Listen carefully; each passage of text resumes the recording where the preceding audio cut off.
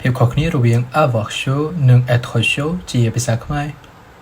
ចំពោះ clear បារាំង avoir chaud យើងប្រើវាដើម្បីនិយាយអំពីអារម្មណ៍ឬសីតុណ្ហភាពខ្លួនប្រាណរបស់យើងថាមានអារម្មណ៍ក្តៅឬក្តៅខ្លួនដោយសារអាកាសធាតុក្តៅ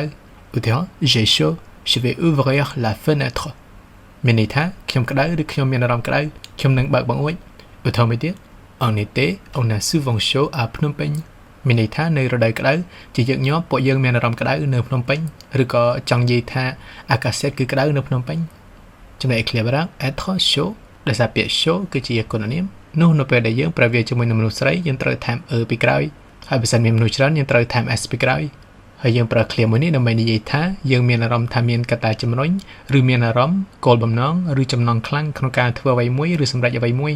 ដោយយើងប្រើវាដើម្បីមានន័យថាយើងត្រៀមខ្លួនរួចរាល់នៅក្នុងការធ្វើរឿងទាំងនោះប្រកបដោយភាពមានកម្លាំងកំហែងភាពវិជ្ជមានឬក្តីសង្ឃឹមដោយសារចំណងឬគោលដៅរបស់យើងគឺច្បាស់លាស់ឧទាហរណ៍ je suis chaud pour aller au cinéma ce soir